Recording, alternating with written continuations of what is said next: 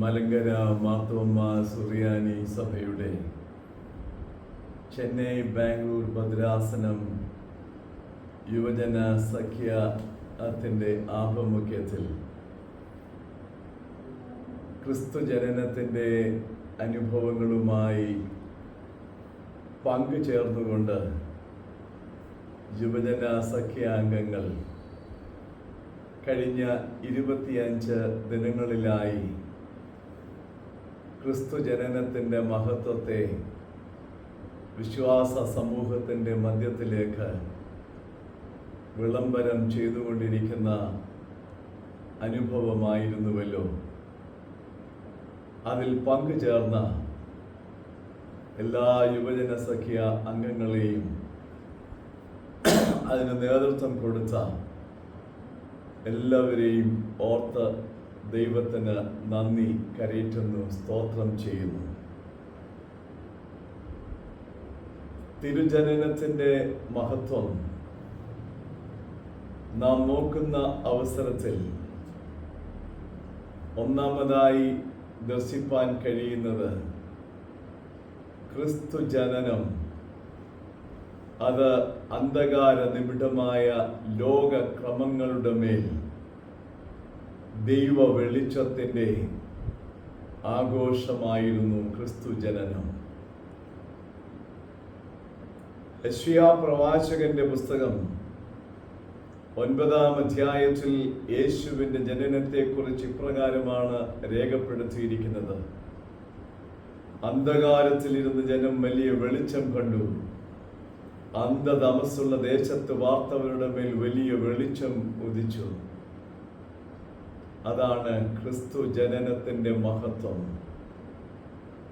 ഈ ക്രിസ്തു ജനനത്തിൻ്റെ മഹത്വം ഇന്ന് നമ്മളെ ഓരോരുത്തരെയും വെല്ലുവിളിച്ചുകൊണ്ടിരിക്കുന്നത് അന്ധകാര നിബിഡമായ ലോകക്രമങ്ങളുടെ മധ്യത്തിൽ വെളിച്ചത്തിൻ്റെ മക്കളായി നിൽക്കുവാനായിട്ടാണ്. രണ്ടാമതായി ക്രിസ്തു ജനനത്തിൻ്റെ അനുഭവത്തിലേക്ക് നാം നോക്കുമ്പോൾ കാണുവാൻ കഴിയുന്ന മറ്റൊരു ചിത്രമുണ്ട്. ഭയപ്പാടുകളുടെ ലോകത്തിൽ നിന്നും ധൈര്യത്തിൻ്റെയും പ്രത്യാശയുടെയും അനുഭവത്തിലേക്ക് വഴി നടത്തുന്ന ഒന്നാണ് ഈ ക്രിസ്തു ജനനം. ഗബ്രിയേൽ മാലാഖ നസറേത്ത് പട്ടണത്തിൽ മറിയ എന്ന ഗ്രാമീണ കന്യകയുടെ അടുക്കൽ അകത്ത് ചെന്നു എന്ന് രേഖപ്പെടുത്തിയിരിക്കുന്നു. ഒരു വലിയ വന്ദനമാണ് ഗബ്രിയേൽ ദൂതൻ അവൾക്ക് നൽകുന്നത്. കൃപ ലഭിച്ചവളെ നിനക്ക് വന്ദനം എന്ന് പറഞ്ഞുകൊണ്ടാണ് ഗബ്രിയേൽ ദൂതൻ മറിയയെ സംബോധന ചെയ്യുന്നത്.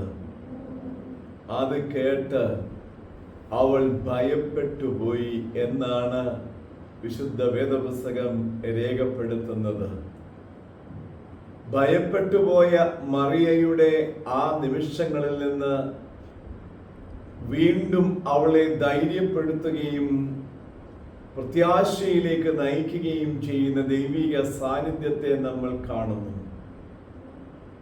കൃപ ലഭിച്ചവളെ നിനക്ക് വന്ദനം എന്ന് പറയുകയും ആ വന്ദന സ്വരം കേട്ട് മറിയ ഭയപ്പെട്ടു പോകുകയും ചെയ്ത ആ നിമിഷത്തിൽ ഭയപ്പെടേണ്ട, നീ ഒരു മകനെ പ്രസവിക്കും, അവന് യേശുവെന്ന് പേർ വിളിക്കണം എന്നുള്ള ഒരു വലിയ നിയോഗവും അവൾക്ക് ലഭിക്കുന്നുണ്ട്. ഇതെങ്ങനെ സംഭവിക്കും എന്ന് ചോദിക്കുമ്പോൾ അതിനും ഒരു ഉത്തരം അവിടെ ലഭിക്കുന്നുണ്ട്. ഞാൻ പുരുഷനെ അറിയായികയാൽ ഇതെങ്ങനെ സംഭവിക്കും എന്ന് ചോദിക്കുമ്പോൾ അതിന് മറുപടിയായി ലഭിക്കുന്നത് പരിശുദ്ധാത്മാവ് നിന്റെ മേൽ വരും, അത്യുന്നതന്റെ ശക്തി നിന്റെ മേൽ നിഴലിടും. ആകയാൽ ഉത്ഭവിക്കുന്ന വിശുദ്ധ പ്രജ ദൈവപുത്രൻ എന്ന് വിളിക്കപ്പെടും. നിന്റെ ചാർച്ചക്കാരിയായിരിക്കുന്ന എലിസബത്ത് വാർദ്ധക്യത്തിൽ ഒരു പൈതലിനെ ഗർഭം ധരിച്ചിരിക്കുന്നു.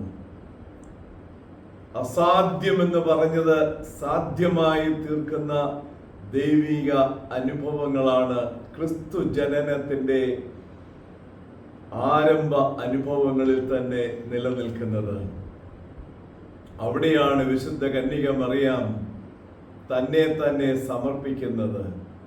ഇതാ ഞാൻ കർത്താവിന്റെ ദാസി, നിന്റെ വാക്കുപോലെ ഭവിക്കട്ടെ എന്ന് പറഞ്ഞുകൊണ്ട് തൻ്റെ ജീവിതത്തിൽ താൻ ഏറ്റുവാങ്ങാവുന്ന എല്ലാ വിപരീതങ്ങളുടെയും എല്ലാ പ്രയാസങ്ങളുടെയും എല്ലാ പ്രതികൂലങ്ങളെയും മുന്നിൽ കണ്ടുകൊണ്ട് തന്നെ അതിനെയൊക്കെ സ്വീകരിച്ചുകൊണ്ട് ദൈവഹിതത്തിനു വേണ്ടി തന്നെ തന്നെ സമർപ്പിക്കുന്ന ആ മറിയയുടെ അനുഭവം ഭയപ്പെടേണ്ട എന്ന ആ വാക്കാണ്. മൂന്നാമതായി ഞാൻ പറഞ്ഞു നിർത്താൻ ആഗ്രഹിക്കുന്നത്,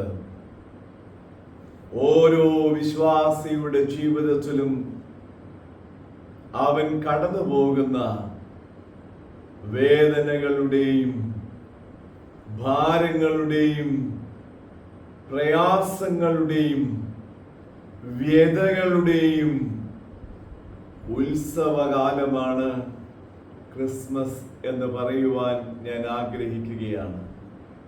അതായത് ക്രിസ്തു ജനനത്തിന്റെ ആദ്യ ആ നാളുകളിലേക്ക് നാം നോക്കുമ്പോൾ ഭയപ്പെട്ടു പോകുന്ന മറിയയും ഭയപ്പെട്ടു പോകുന്ന യോസഫുമാണ്. യോസഫ് അവൻ ഭയപ്പെട്ടു. എന്തുകൊണ്ട്? തനിക്ക് വേണ്ടി വിവാഹം നിശ്ചയിക്കപ്പെട്ട കന്യക ഗർഭവതിയായിരിക്കുന്നു. വിവാഹത്തിന് മുൻപ് അപ്രകാരം വിവാഹം നിശ്ചയിക്കപ്പെട്ട ആ കന്യക ഗർഭവതിയായി തീരുക എന്ന് പറയുമ്പോൾ അന്നത്തെ മതസമൂഹം വിരൽ ചൂണ്ടുന്നത് മുഴുവൻ യോസഫിനെ ആയിരിക്കും. അതുകൊണ്ട് ഈ വിവാഹത്തിൽ നിന്ന് ഒഴിഞ്ഞു പോകുവാൻ തന്നെയാണ് യോസഫ് ശ്രമിക്കുന്നത്. അവിടെ ഇങ്ങനെയാണ് രേഖപ്പെടുത്തിയിരിക്കുന്നത്, യോസഫ് നീതിമാനാകൊണ്ട് അവളെ ഗൂഢമായി ഉപേക്ഷിപ്പാൻ പരിശ്രമിച്ചു.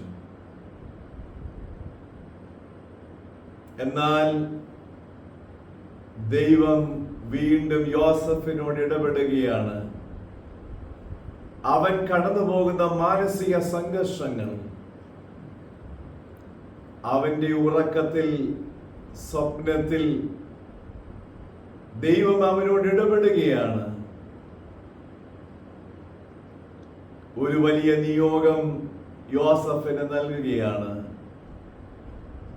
നിന്റെ ഭാര്യയായ മറിയയെ ചേർത്തുകൊള്ളുക. ആ ഒരു വലിയ നിയോഗം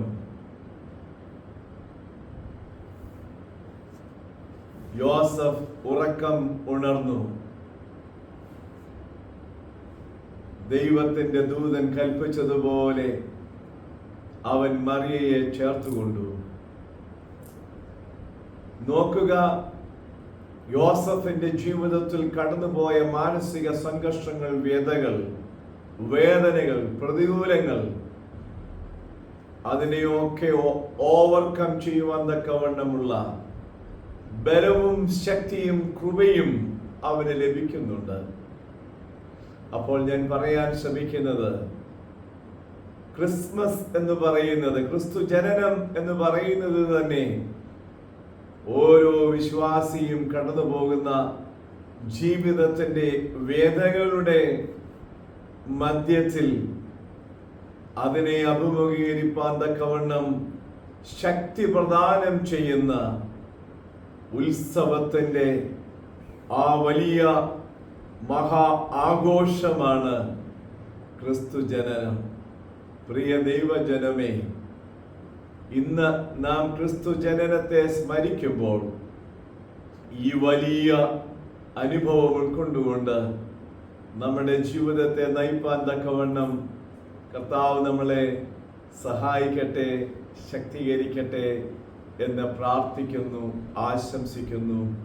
എല്ലാവർക്കും തിരുജനനത്തിൻ്റെ മംഗള ആശംസകൾ നേരുന്നു.